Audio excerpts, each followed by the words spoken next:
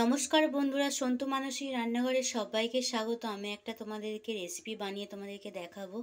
গিমে শাক রাঙালুর ভর্তা। গিমে শাক রাঙালুর ভর্তা বানানোর জন্য আমি গিমে শাক বাগান থেকে তুলে নিয়ে এসেছি। দেখুন, এটা তিতো হয় পাতাটা। আমি ভালো করে পরিষ্কার করে ধুয়ে নিয়েছি, ডগ কেটে নিয়েছি, নরম নরম পাতা আমি নিয়ে নিয়েছি। দেখেছো বন্ধুরা, এটা গিমে শাক। আমি শাকটাকে সিদ্ধ করব। কড়াই পাশে আমি গ্যাস অন করে দিয়েছি। আমি শাকটাকে এবার নুন দিয়ে সেদ্ধ করব। কড়াটা গরম হয়ে গেছে। আমি এর মধ্যে এবার শাকগুলো ঢেলে দিয়েছি।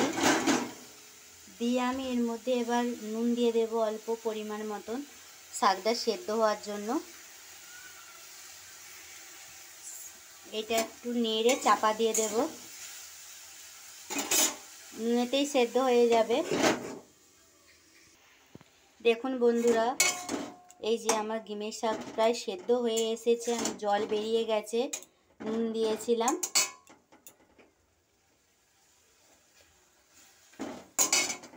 আর এখানে রয়েছে রাঙালু ভাতে।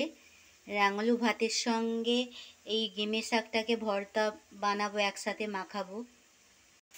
গিমে শাক সেদ্ধটা আমার হয়ে গেছে, রস মরে এসেছে জলটা। আমি এবার নামিয়ে নিয়ে তোমাদেরকে দেখাচ্ছি বন্ধুরা। ভর্তাটা আমি এবার বানিয়ে দেখাবো বন্ধুরা। গিমে শাকটা নিয়েছি আর রাঙা আলু ভাতে দিয়েছিলাম, রাঙা আলু ভাতে। আর সাথে একটু অল্প সরষের তেল কাঁচা দিয়েছি। আর অল্প রাঙা আলু ভাতে মাখানোর জন্য অল্প সামান্য একটু লবণ দিচ্ছি। দিয়ে আমি এই দুটো মিশ্রণকে ভালো করে চকুটে নিতে হবে।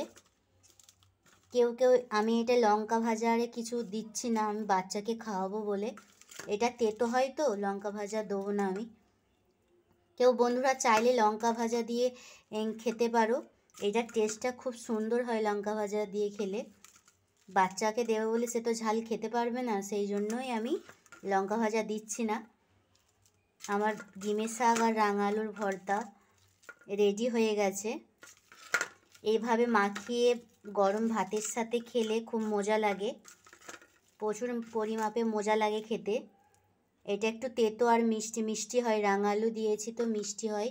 এতে বন্ধুরা গোল আলু দিয়েও খেতে পারো, সাদা যে গোল আলু পাওয়া যায় বাজারে, আলু ভাতে দিয়ে খেতে পারো। আমার রাঙা আলু এবং গিমে শাক ভর্তা রেডি হয়ে গেছে মাখানো। এইভাবে বন্ধুরা তোমরা খেতে পারবে। এখানেই আমি এই ভিডিওটা শেষ করছি। এই ভিডিওটা পছন্দ যদি হয় লাইক কমেন্ট শেয়ার করতে বন্ধুরা ভুলবেন না। ভর্তা মাখানো রেডি, লাইক কমেন্ট শেয়ার করতে বন্ধুরা ভুলবেন না। এখানেই আমি ভিডিওটা শেষ করছি।